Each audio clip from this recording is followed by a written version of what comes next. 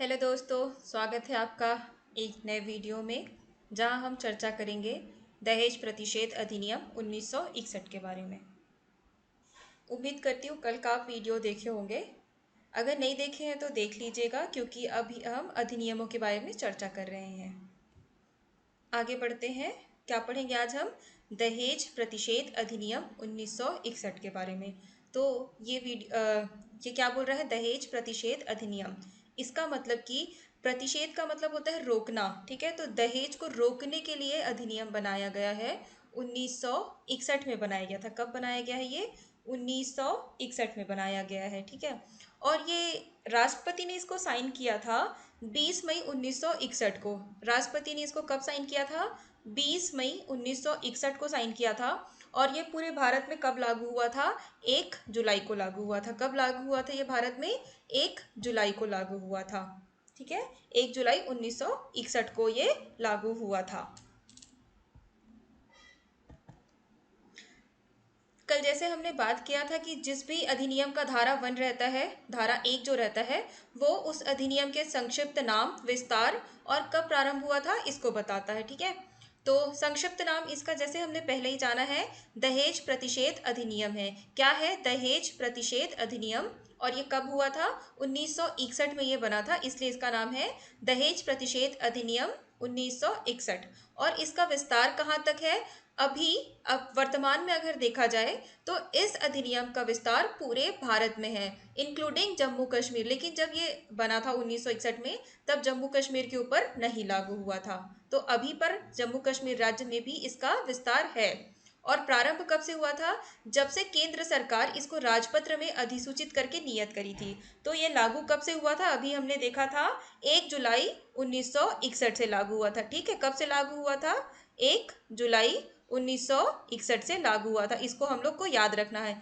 1 जुलाई 1961 से ये लागू हुआ था। और इसको राष्ट्रपति ने साइन कब किया था? मतलब राष्ट्रपति ने इसको स्वीकृति कब दी थी? तो वो दी थी 20 मई 1961 को दी थी। कब दी थी? 20 मई 1961 को दी थी, ठीक है। तो ये दोनों डेट भी हम लोग को याद रखना है कि राष्ट्रपति ने इनको स्वीकृति 20 मई 1961 को दी थी और 1 जुलाई 1961 से ये लागू हो गया था। और अभी संपूर्ण भारत पे इसका विस्तार है। संपूर्ण भारत में ये जो दहेज प्रतिषेध अधिनियम है वो लागू है, ठीक है। अब जो भी धारा 2 होता है वो किसके बारे में बात करता है? परिभाषा के बारे में बात करता है। पिछले में भी हमने बात की थी कि जिस भी अधिनियम का धारा 2 होता है वो जनरली परिभाषा उसके डेफिनेशन की बात करता है। तो यहाँ पे दहेज की परिभाषा बताया गया है। तो दहेज क्या होता है? वैसे तो हम जानते हैं कि दहेज स्त्री पक्ष, महिला पक्ष जो है वो वर पक्ष को देता है। पर ये अधिनियम बोलता है दहेज का अभिप्रेत है।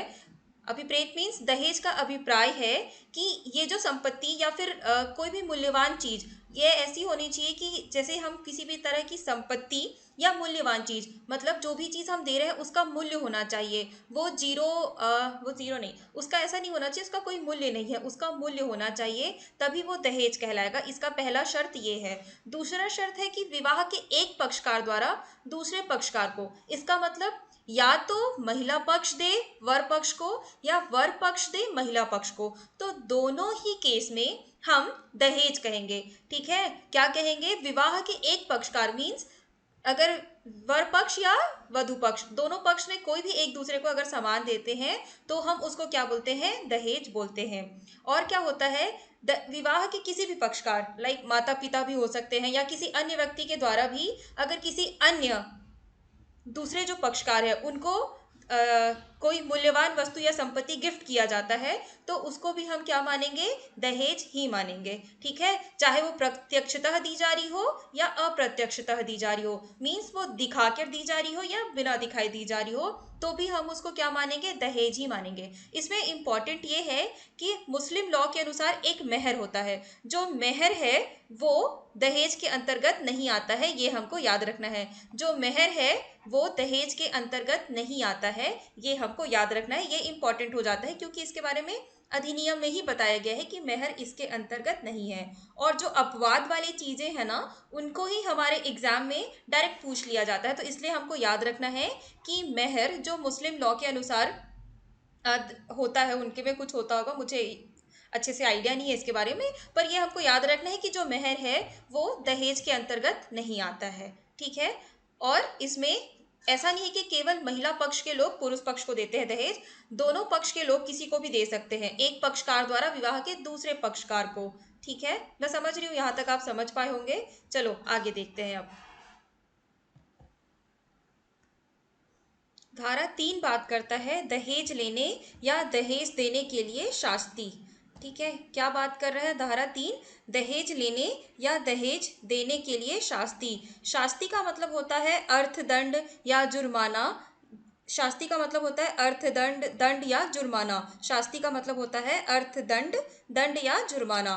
तो यहाँ पे क्या बोल रहा है? दहेज देने। इसका मतलब अगर कोई इंसान दहेज देता है तो, और दहेज लेने, अगर कोई इंसान दहेज लेता है तो उसके लिए क्या अर्थदंड है या क्या जुर्माना है, उसके बारे में धारा 3 बात करता है। तो इसके तहत यह क्या बात करता है? कोई भी इंसान अगर दहेज लेता है या देता है या उसको दुष्प्रेरित भी करता है, दुष्प्रेरित करना मीन्स, प्रेरित करना मीन्स उनको अच्छी चीजों के लिए आगे बढ़ाना, उनको अच्छी चीजों के लिए प्रेरित करना। दुष्प्रेरित मतलब गलत चीजों के लिए प्रेरित करना। तो दहेज देने के लिए प्रेरित करने की बात को दुष्प्रेरित कहा गया है। तो ऐसे व्यक्ति को, ये इंपॉर्टेंट है, इसको हमको अच्छे से रट के रखना है, 5 वर्ष से कम की सजा नहीं होगी। कितने? 5 वर्ष से कम की उसको कारावास होगा, और जुर्माना क्या होगा? 15,000 रुपए होगा। 15,000 रुपए। लेकिन अगर दहेज के मूल्य की रकम 15,000 से ज्यादा है तो जो भी, या 15,000 होगा या 15,000 से ज्यादा है, तो जो ज्यादा का मूल्य है वो देय होगा, वो दंडनीय होगा। तो कोई भी इंसान दहेज लेता है या दहेज देता है, उसके लिए धारा 3 में जुर्माने की बात की गई है। अगर वह दुष्प्रेरित भी करता है, किसी को उकसाता है दहेज लेने के लिए या दहेज देने के लिए, तो उस केस में 5 वर्ष से कम की अवधि की कोई सजा नहीं होगी, और जुर्माना या तो 15,000 रुपए होगा, या अगर दहेज 15,000 से ज्यादा का है तो ज्यादा का जो मूल्य है वो लागू होगा। अगर नहीं होगा, दहेज 15,000 से कम का होगा, तो 15,000 रुपए ही इसमें दंडनीय होगा।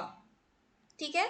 अब क्या बोल रहा है कि अगर न्यायालय ऐसे मामलों में जो भी उसके में जांच पड़ताल हुई होगी, तो उनको कुछ ऐसा लगता है कि यहाँ पे कुछ चीजें हैं, तो उसमें कुछ निर्णयों को लेखबद्ध किए जाएंगे। उसके बाद वो 5 वर्ष से कम किसी अवधि के कारावास का दंडादेश अधिरोपित कर सकेगा। इसका मतलब 5 वर्ष को कम कर सकता है, लेकिन ये सिर्फ न्यायालय, और उसके लिए क्या होना चाहिए? ऐसे पर्याप्त और विशेष कारणों से जो निर्णय में लेखबद्ध किए जाएंगे, 5 वर्ष से कम की किसी अवधि के कारावास का दंडादेश अधिरोपित कर सकेगा, ये कह रहा है।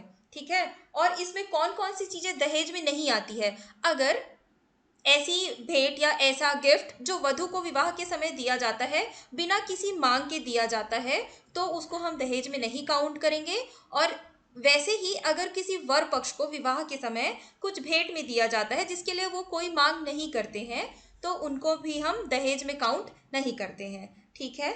उम्मीद करूँ ये आपको समझ आया होगा। धारा 3 में बताया गया है दहेज लेने या दहेज देने के लिए शास्ति। शास्ति का मतलब होता है जुर्माना। तो इसमें कितने का जुर्माना की बात की गई है?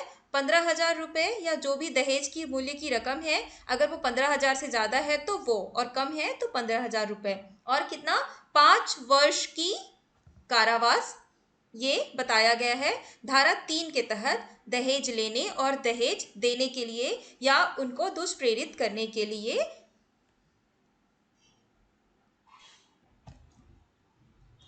फिर आता है धारा 4। धारा 4 बात करता है दहेज मांगने के लिए शास्ति।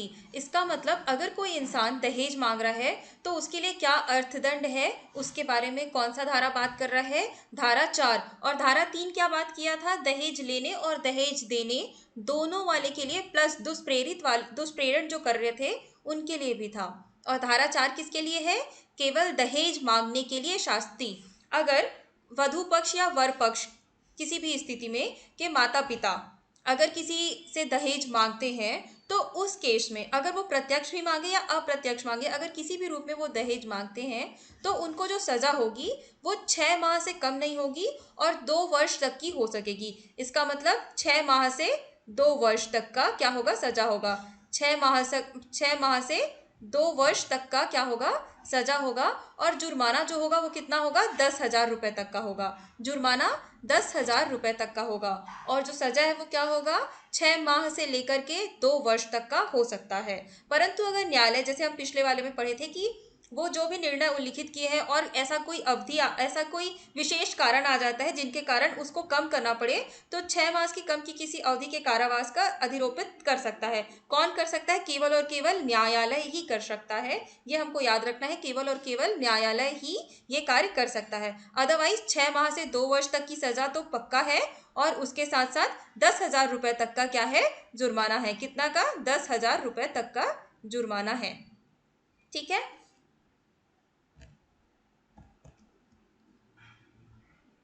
और धारा 4 बात करता है, धारा 4 अभी हमने पढ़ा था क्या, अगर दहेज मांगते हैं तो उसके केस में हमने पढ़ा था कि शास्ति, दहेज मांगने के केस में शास्ति। और धारा 4 का एक, एक मीन्स धारा 4 का क बात कर रहा है। ठीक है, धारा 4 क, धारा 4 क क्या बोल रहा है, विज्ञापन पर पाबंदी। अगर कोई भी पक्ष के लोग, कोई भी पक्ष के लोग, चाहे वो नातेदार हो या माता पिता हो या कोई भी अगर हो, अगर वो समाचार पत्र, जनरल या फिर किसी पत्रिका में ये विज्ञापन देता है अपनी संपत्ति या किसी धन के अंश, इस प्रकार का, तो ऐसे विज्ञापन पर जो दहेज के लिए दहेज के लिए हो, तो ऐसे विज्ञापन पर पाबंदी लगाई गई है। कौन से धारा के तहत, धारा 4(1) के तहत। और अगर ऐसा कोई कर भी देता है तो उसमें क्या है, उसके लिए हमारे पास सजा का प्रावधान है। उसके लिए सजा का क्या प्रावधान है, कारावास का प्रावधान है। कितने की, 6 माह से कम की नहीं होगी किंतु 5 वर्ष तक चलेगी। देखिए इसमें ना हर समय अलग अलग कारावास का जो टाइम पीरियड है वो अलग अलग है। कि एक में हमने पढ़ा था कि सिर्फ और सिर्फ 5 वर्ष है, अगर लेने और देने या उकसाने के लिए होती है तो। और सिर्फ मांगने के लिए हमने पढ़ा था 6 माह से 2 वर्ष तक। और यहाँ पे अगर विज्ञापन देता है तो विज्ञापन पे क्या है, 6 माह से 5 वर्ष तक की कारावास हो सकती है। और जुर्माना यहाँ पे 15,000 रुपए तक का ही होगा। हमने उसमें क्या पढ़ा था, 15,000 होगा, जिसमें लेने और देने दोनों के लिए शास्ति था। या तो 15,000 होगा या तो अधिक, अगर उससे कोई दहेज लिया गया है तो उसकी रकम होगी। पर यहाँ पे केवल और केवल 15,000 होगा। तो ये डिफरेंसेस को हमको नोटिस करना है, क्योंकि इन्हीं सब से ही क्वेश्चन बनता है। ठीक है, क्योंकि इन्हीं सब से क्वेश्चन बनता है, तो इनको हमको अच्छे से माइंड में रखना है ताकि हम इन चीज़ों को गलत ना करें। तो यहाँ पे 6 माह से 5 वर्ष तक की जो है वो कारावास हो सकता है और 15,000 रुपए का क्या होगा, दंड हो सकता है। ये क्यों है, धारा 4(1) में बताया गया है विज्ञापन पर पाबंदी। किसी भी प्रकार का जो विज्ञापन है, दहेज, संपत्ति, धन, ये सब के बारे में हमको किसी भी चीज के समाचार पत्र, जनरल या फिर किसी भी टाइप के पत्रिका या कहीं भी, आजकल डिजिटल आ गया है पर अभी क्योंकि ये अपडेट नहीं हुआ है अधिनियम, तो डिजिटल इसमें नहीं काउंट किया है। लेकिन अगर कल के दिन में ये अपडेट होगा तो डिजिटली भी ये बोल दिया जाएगा, पर अभी डिजिटल नहीं बोला गया है। ठीक है, तो हमको याद रखना है किसी भी प्रकार का विज्ञापन नहीं देना है। अगर कोई विज्ञापन देता है तो उसके लिए 6 माह से लेकर 5 वर्ष तक का जो कारावास है वो होगा और 15,000 रुपए तक का क्या होगा, दंड होगा। धारा 5 बात करता है दहेज लेने या देने के लिए करार का शून्य होना। करार का मतलब होता है कि कोई वादा करना, करार, वादा करना। ठीक है, वादा करना या किसी तरह का प्रतिज्ञा लिए हुए होना। ठीक है, और इंग्लिश में हम इसको बोलते हैं एग्रीमेंट।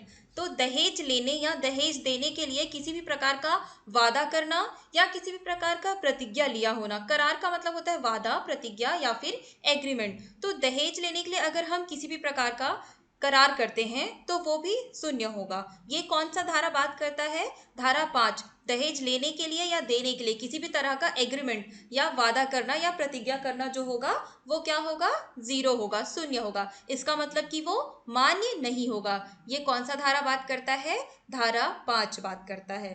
फिर धारा 6 में आता है दहेज का पत्नी या उसके वारिसों के लिए फायदे के लिए होना।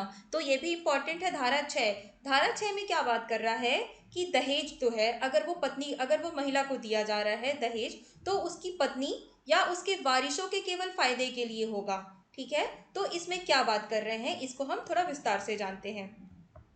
अगर विवाह के समय स्त्री को दहेज, मूल्यवान चीज या कोई संपत्ति भेंट की जाती है, तो वह दहेज विवाह से पूर्व प्राप्त, अगर वो दहेज जो है वो विवाह से पूर्व प्राप्त किया गया है, तो विवाह की तारीख के पश्चात 3 महीने तक, कितने महीने तक, 3 महीने के भीतर, सॉरी, यदि वह दहेज विवाह के पूर्व दे दिया गया हो, कभी होता है ना कि आप इतना क्या, वह विवाह के पूर्व दे दिया जाता है, विवाह के समय बहुत काम धाम होगा तो फिर उस समय बहुत आई मीन कि बहुत हैसल हो जाएगा, तो इसलिए जो है विवाह से पूर्व दे दिया जाता है, तो उस समय क्या होगा, विवाह की तारीख के 3 महीने के पश्चात, विवाह की तारीख के 3 महीने के पश्चात, तीन महीने के भीतर जो है वो उस संपत्ति को अपनी पत्नी को दे देगा। आई मीन कि अपनी जो महिला पक्ष होगा, जो पत्नी है, उसको दे देगा। 3 महीने के भीतर देना होगा। वहीं पे अगर वह दहेज जो है वह विवाह के समय दिया जाता है, तो उसके विवाह के दिन से 3 मंथ के भीतर वो जो भी उसके पास दहेज होगा उसको अपनी पत्नी को अंतरण कर देगा, मतलब अपनी पत्नी को सौंप देगा। अगर वह स्त्री अवयस्क थी और तब उसको प्राप्त हुआ था, तब वो जब भी 18 वर्ष की आयु प्राप्त करेगी, उसके 3 मास के भीतर जो भी उसके धन संपत्ति या जो दहेज था उसको अपनी पत्नी को सौंप देगा, अंतरण कर देगा। ठीक है, ये जो कल हमने पढ़ा था, आज जो हम पढ़ रहे हैं वो क्या है, दहेज प्रतिषेध अधिनियम 1961 है। याद रखिए 1961 में ये कानून बना था। ठीक है, आप सोच रहे होंगे कि ये कैसे बात कर रहे हैं, क्योंकि अगर 18 वर्ष से कम उम्र की आयु की स्त्री की शादी हुई तब तो वह बाल विवाह प्रतिषेध अधिनियम के अंतर्गत आ जाएगा, पर वह जो अधिनियम है वो 2006 में बना था, ये हमको याद रखना है। बाल विवाह प्रतिषेध अधिनियम 2006 में बना था, तो ये उसके पहले की बात है। तो उस समय ये जो थी स्त्री अवयस्क थी, तो 18 वर्ष की आयु प्राप्त करने के पश्चात 3 मास के भीतर तक ऐसे जो भी संपत्ति था उसको अपनी पत्नी के लिए अंतरण करना था। ये इस अधिनियम में कहा गया है। इस अधिनियम के धारा 6 में बोला गया है, दहेज का केवल और केवल पत्नी या उसके वारिसों के लिए फायदे में होना। याद रखना है, दहेज विवाह के पूर्व प्राप्त किया गया हो तो विवाह की तारीख के पश्चात 3 महीने के भीतर उसको अपनी पत्नी को सौंपना होगा। अगर विवाह के समय दिया गया हो तो भी 3 महीने के पश्चात अपनी पत्नी को सौंपना होगा। अगर अवयस्क थी तो 18 वर्ष प्राप्त होने का मतलब वयस्क होने के बाद उसको 3 माह के भीतर अपनी पत्नी को जो भी दहेज होगा या जो भी संपत्ति होगा या मूल्यवान चीज होगा उसको अपनी पत्नी को सौंपना होगा। ये धारा 6 का ही भाग है। धारा 6 में बोला गया था, क्या बोला गया था कि अगर जो भी पत्नी पत्नी को अगर कोई दहेज दिया जा रहा है तो या तो पत्नी या उसके वारिस ही उसके हकदार होंगे। और हमने पढ़ा था कि अगर शादी के पहले दिया जा रहा है तो शादी के बाद 3 महीने तक उसको पत्नी को सौंपना होगा पति को। अगर शादी के टाइम हो रहा है तो भी 3 महीने के भीतर उसको सौंपना होगा, किसको, पत्नी को। और अगर पत्नी उस टाइम 18 वर्ष की नहीं है तो जब वो 18 वर्ष की हो जाती है उसके जस्ट 3 महीने के भीतर भीतर उसको सौंपना होगा जो भी संपत्ति है उसको। अगर वो इंसान ऐसा नहीं करता है ना, अगर वो इंसान ऐसा नहीं करता है जो भी समय सीमा है उसके अंतर्गत, तो अंतरण करने में असमर्थ रहेगा तो उसको कारावास होगा। कितने से कितने तक, 6 माह से, जो कि 6 माह से 2 वर्ष तक होगा। और जो दंड होगा वो कितना होगा, 5,000 से लेकर 10,000 तक का हो सकता है। ये जो है 6 माह से लेकर 2 वर्ष तक का होगा और 5 से 10,000 तक का जुर्माना लगाया जाएगा।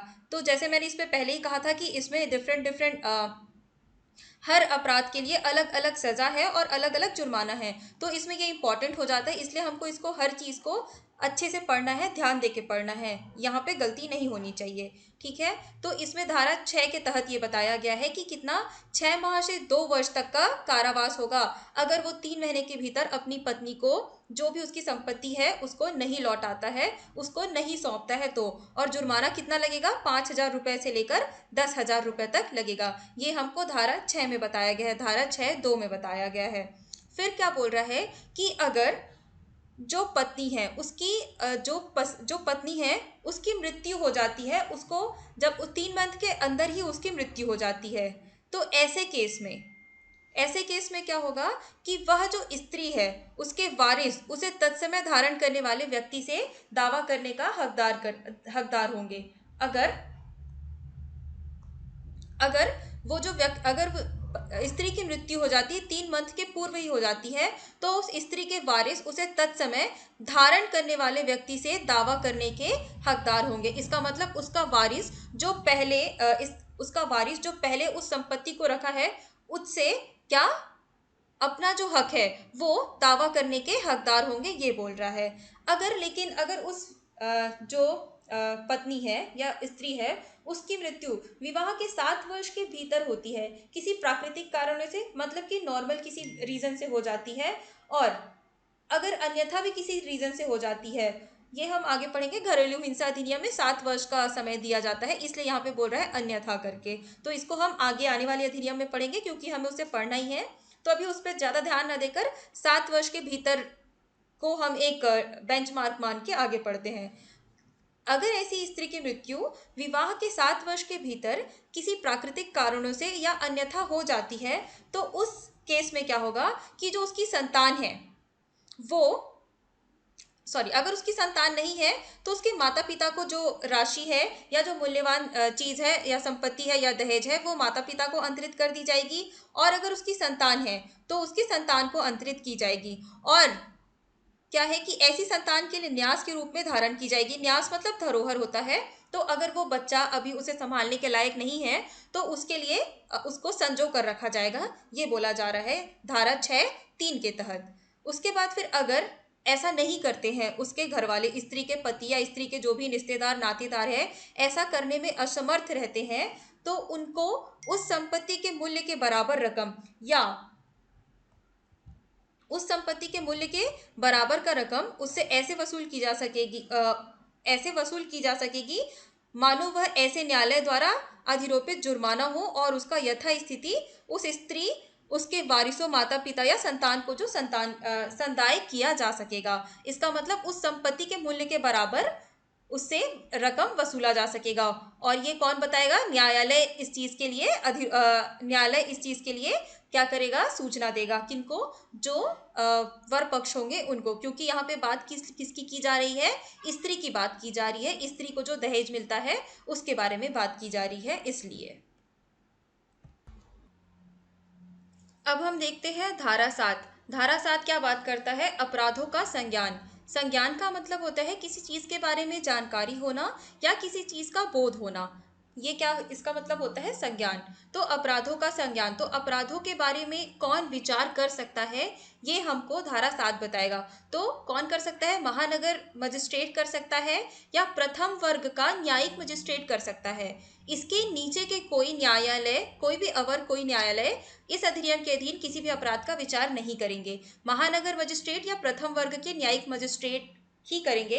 इनके नीचे के कोई भी न्यायालय इस विषय पर कोई अपराध का विचारण नहीं करेगा। और ये जो न्यायालय है वो किस किस 2 शर्तों पर इस अपराध का संज्ञान ले सकेंगे? तो पहला है कि खुद को किसी जानकारी पर, अगर उनको कहीं से जानकारी पता चली है, किसी अनोनिमस व्यक्ति के द्वारा पता चली है, या फिर ऐसे अपराध को गठित करने वाले तथ्यों की पुलिस रिपोर्ट पर, या तो खुद से वो जानकारी ले सकते हैं या तो पुलिस रिपोर्ट के हिसाब से ले सकते हैं। अदरवाइज क्या होगा कि व्यथित व्यक्ति, अपराध से व्यथित व्यक्ति, जो जिनके ऊपर अपराध हुआ है वो व्यक्ति या उस व्यक्ति के माता पिता या अन्य रिश्तेदार कर सकते हैं। इसके अलावा और कौन कर सकता है? अगर मान्यता प्राप्त कोई कल्याण संस्था है, कोई वेलफेयर सोसाइटी है, तो वो भी इसके लिए रिपोर्ट कर सकती है। जिसके बारे में कौन संज्ञान लेगा? महानगर मजिस्ट्रेट ले सकते हैं या फिर प्रथम वर्ग के न्यायिक मजिस्ट्रेट ले सकते हैं। ये हमको याद रखना है, ये डायरेक्ट एग्जाम में पूछ लिया जाता है कि इसमें कौन इस चीज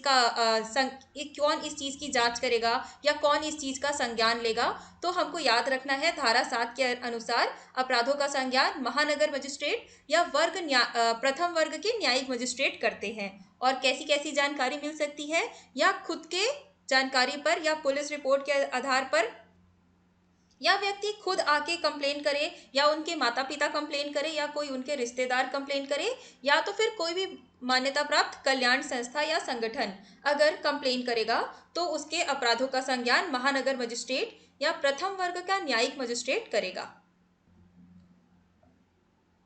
धारा 8 धारा 8 बात करता है अपराधों का कुछ प्रयोजन के लिए संज्ञेय होना।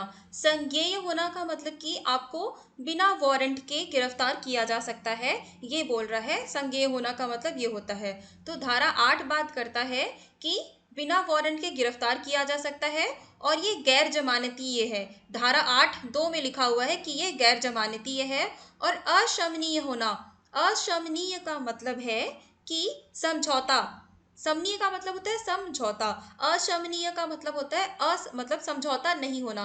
तो इसमें किसी भी प्रकार का समझौता नहीं होगा। दहेज के मामले में किसी भी प्रकार का अशमनीय होगा, मतलब कि समझौता नहीं होगा, किसी भी प्रकार का समझौता नहीं होगा। ठीक है, किसमें? असमनीय। संज्ञेय मतलब कि बिना वारंट के उसको गिरफ्तार करना, बिना वारंट के गिरफ्तार करना क्या होता है? संज्ञेय होना। और अशमनीय मतलब समझौता, किसी भी प्रकार का समझौता नहीं होना। और गैर जमानती, इसका मतलब कि उनको जमानत नहीं मिलेगा। ये किस में है?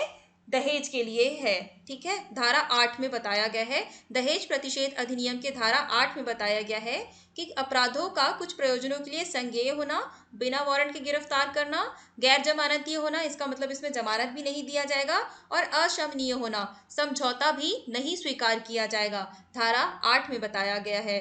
और धारा 8(1) में बताया गया है कि कुछ मामलों में जो सबूत का भार होगा वो दहेज जो क्या है इसमें कि जो दहेज ले रहे हैं ना उनके ऊपर होगा, जो केस का भार है वो। तो कुछ मामलों में सबूत का भार किस पे होगा? जो दहेज ले रहा है या दहेज दे रहा है या जो दहेज के लिए दुष्प्रेरित कर रहा है। जैसे धारा 3 में हमने पढ़ा था ना, दहेज लेना या दहेज देना या दुष्प्रेरित करना, या धारा 4 के तहत अगर कोई दहेज मांगता है तो जो मांग रहा है उसके ऊपर यह भार होगा कि वो साबित करे कि उसने यह कार्य नहीं किया है, उसने यह कार्य नहीं किया, उसने उसका मतलब कि उसने यह दहेज नहीं मांगा है। यह कौन प्रूफ करेगा? वो दहेज लेने या देने वाला व्यक्ति या दुष्प्रेरित करने वाला व्यक्ति खुद साबित करेगा। ये किस में बताया गया है? धारा 8(1) मतलब धारा 8(क) में बताया गया है ये। ठीक है, धारा 8(क) में बताया गया है। और धारा 8(ख), धारा 8(ख), ये 2 मतलब है ख। धारा 8(ख) में बताया गया है दहेज प्रतिषेध अधिकारी। हमने क्या पढ़ा है? दहेज प्रतिषेध अधिकारी, जिसको कौन नियुक्त करेगा? राज्य सरकार नियुक्त करेगा। कितने नियुक्त करेगा? उतने नियुक्त करेगा जिनको जब वो उतने अधिकारी, दहेज प्रतिषेध अधिकारी वो नियुक्त कर सकता है जितना वह ठीक समझे। ठीक है, दहेज प्रतिषेध अधिकारी कौन नियुक्त करता है? राज्य सरकार करता है, और जितने वह ठीक समझे उतने वह दहेज प्रतिषेध अधिकारी नियुक्त कर सकता है। धारा 8(ख) में ये बात की गई है। धारा 9 में नियम बनाने की शक्ति, केंद्र सरकार की नियम बनाने की शक्ति के बारे में बात धारा 9 में किया गया है। और धारा 10 में किया गया है राज्य सरकार की नियम बनाने की शक्ति। धारा 9 में नियम बनाने की शक्ति किसकी बात की गई है? केंद्र सरकार की। और धारा 10 में राज्य सरकार की नियम बनाने की शक्ति के बारे में चर्चा किया गया है। और अभी हमने आगे देखा था कि जो दहेज प्रतिषेध अधिकारी है, हमने देखा था अभी ना, दहेज प्रतिषेध अधिकारी की नियुक्ति कौन करता है? राज्य सरकार करता है। दहेज प्रतिषेध अधिकारी की नियुक्ति कौन करता है? राज्य सरकार करता है। दहेज प्रतिषेध अधिकारी की नियुक्ति कौन करता है? राज्य सरकार करता है। ठीक है, तो यहाँ पे हमारा जो अधिनियम होता है वो ख़त्म होता है। तो धन्यवाद सीजी संसार में बने रहने के लिए आपका। उम्मीद कर रही हूँ आपको ये अधिनियम वाला जो हमने एक सीरीज स्टार्ट किया है वो आपको अच्छा लग रहा होगा। Thank you.